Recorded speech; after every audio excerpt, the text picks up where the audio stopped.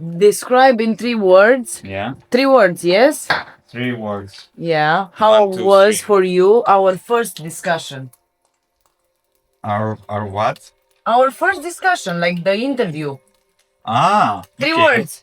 You presented yourself very well. 3 words. Like, is that it? I don't know how to put it. But you gave very good impressions overall and vibes. You seem that you 3 words. knew that. So, with that being said, welcome guys to the second episode.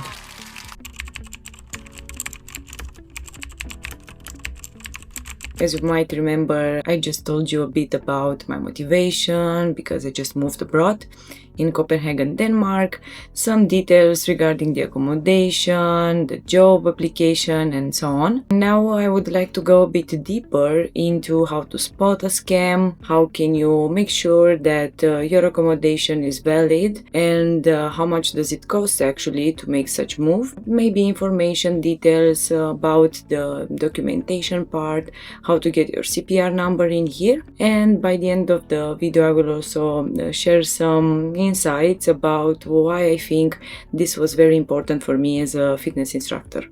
So let's go. Let's continue with the accommodation part, because honestly I think this is the hardest step when moving abroad. I searched a lot on Facebook groups.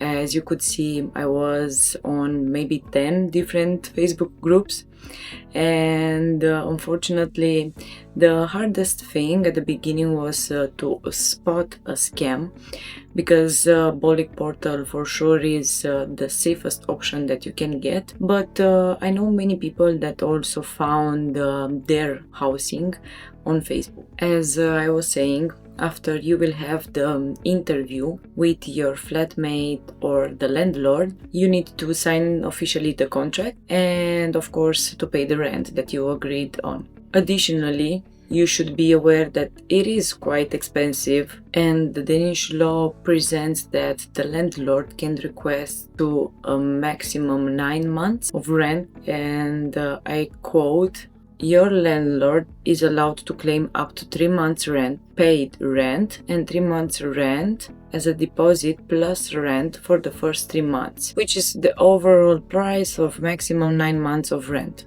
And yeah, that is quite a decision when you started to think about living abroad, because you need to have some money saved. Please ensure that before sending out any money you have the official contract signed, and that the exactly amount that you are required to pay is written in the contract. In my case, I was very lucky because I discussed with my flatmate and we agreed that I will pay him once I will arrive in Copenhagen, which was really good for me. Perhaps this is something that you could also consider and take into account, or maybe you could send only half of the amount so it can be safer for you. From my experience, when I started searching for accommodation, I've seen a lot of scams, and I would like to present you the main tips and tricks that may help you stay safe and avoid potential problems. Most of the scams that I've seen are on Facebook. First of all, the person that is posting the ad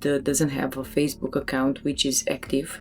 So it has, for example, a profile picture which is random, not personal.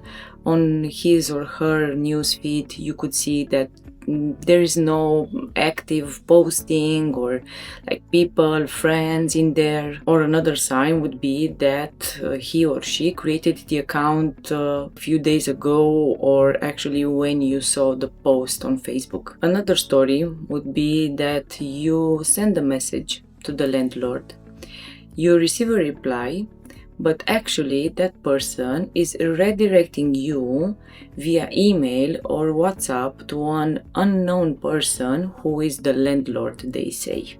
The funny thing is that often the WhatsApp number is not even a Danish number, and actually the name is very common, like, I don't know, John something, or a name that is frequently used They send you photos and videos but refuse to have a video call. And also a very funny and interesting thing was about the fact that, when you are searching for a person on Facebook, you can find, for example, different photos in which that person has been tagged, or his posts and so on different groups. And I used to do that, to take the name of the person and search if that person created a post on other groups. And sometimes I found the landlord posting on a group from Copenhagen and also on a group from Italy. So you can imagine that for sure it was a scam. And actually you can find in the comments that there are people saying this is a scam, this is a scam.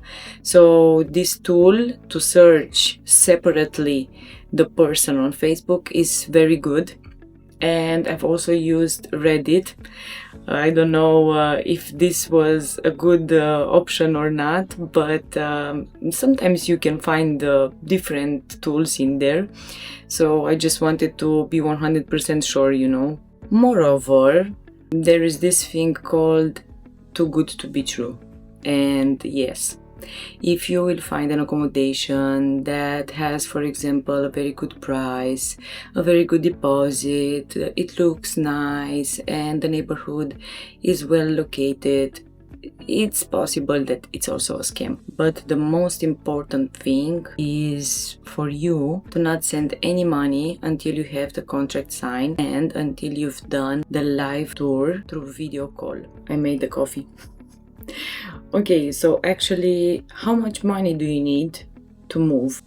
Well, first of all, it depends how much you will pay for the accommodation, as I mentioned before. In my case, since I decided to live in a shared apartment, I will tell you how much I paid, and maybe you will find this helpful, and in this manner you will decide which option you would take. My monthly rent is 5,000 Danish crowns, which is like approximately 670 euros per month, plus 300 Danish crowns utilities, which is like 40 euros. So per month, 710 euros. For the deposit, I had to pay 3 months, so I was very lucky, plus some days in August because I came a bit earlier. In total, and I just wrote it down in here, that came to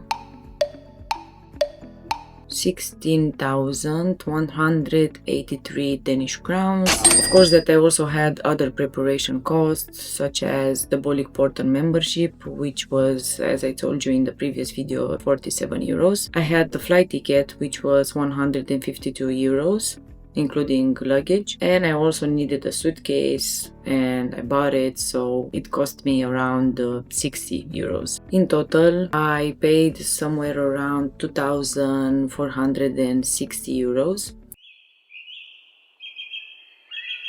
And now, another adventure and fun time, preparing the documentation. In Denmark, there is a thing called CPR number, which is like in Romania, the 𝐏𝐚𝐬𝐿, and you need it in order to open a bank account, in order to sign any employee contract, and also to get some advantages as a citizen in here. So once you secure your accommodation and you bought the flight ticket, the next step would be to make the appointments for the documentation part. You first need to access the city website, which is actually Danish Agency for International Recruitment and Integration, and book an appointment in advance for your residency permit. The meeting must be attended in person, since they verify your identity and conduct a short interview. It's very simple.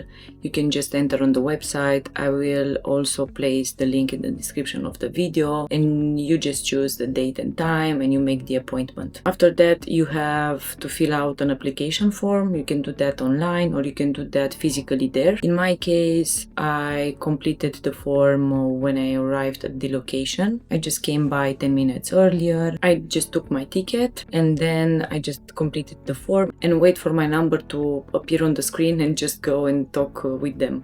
You have many options in there and documents, but I will just take my example, and you can also find a lot of information on their website if you feel like you need more. For European citizen, the form is OD1A with categories such as worker if you have a Danish contract, studies if you are here registered for studies, self-employment if you have your own business in Denmark, sufficient funds, or posted workers. Since I'm employed remotely for a company in Romania, my only option was to apply for the sufficient funds category. And I have to admit that it was a bit stressful because I needed to be there with my employment contracts and also my bank statements. Somehow to demonstrate that I can financially support myself in Denmark. During the interview, I basically explained to them that I'm here working remote and that actually I want to get a job in here as a fitness instructor, so I need a CPR number, and of course I cannot have the CPR number without their approval. The officer reviewed my documents, and after 10 minutes of sweating, I got the approval. She mentioned that once I have a gym contract, I can just upload the update on their website and everything would be alright. After that, I received an official documentation with my personal ID.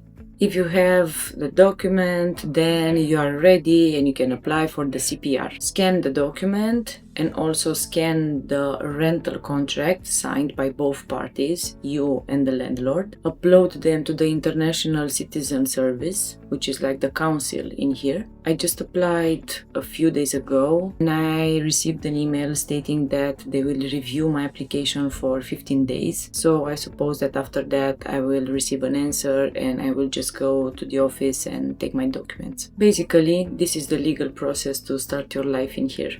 Job application in Copenhagen, another very difficult subject. As you know, it's not my case because I'm working 100% remote for work-less in Romania, but I've been talking with some people and I think that I can give you some good advices. First of all, the job market in Copenhagen is highly competitive and recruitment processes can last for months, so you need to be patient, to apply constantly and do not give up. Besides LinkedIn, I also have some job platforms that are locals on which you can apply, and I will place them in the description of the video. Just make sure that you have a clear and nice CV in English, cover letter for each job that you will apply, and try just to make the best out of it and write down the things that you find would be useful for them to find about you. The key is persistence, so just keep going. So now, why this step matters to me as a fitness instructor. Today I actually received a very nice message on Instagram. It was from one of my dorm colleagues in faculty, and she told me something like, "Oh, Raluca,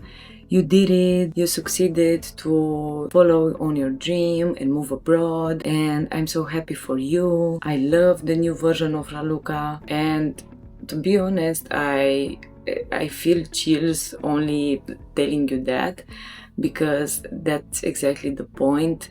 This was something that I always wanted to do. I always knew that at some point I will just make this decision, but I just didn't know when. To be honest, as a fitness instructor, Denmark offers you a lot of opportunities, high-level gyms and studios, educational courses, and great potential for growth. I've already been here for almost 2 weeks and I got 3 auditions, but I will tell you more about that on the next videos. So things are moving pretty fast, but beyond my professional goals, this move was also about the quality of life. Here, to be honest, people are very friendly, welcoming, they are smiling at you on the streets. I just feel like it's calm, it's quiet, there is definitely less traffic, more nature, and a completely different vibe. Funny thing is that I don't even wear my headphones while I'm walking because there are no noises on the street and I just enjoy it.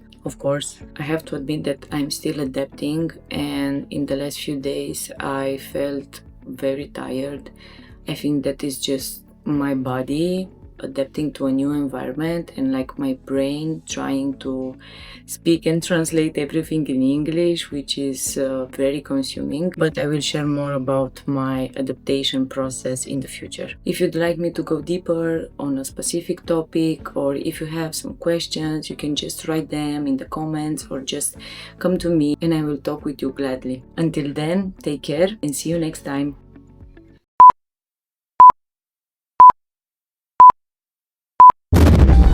Probably last month in Romania. Yes, with us. Yes.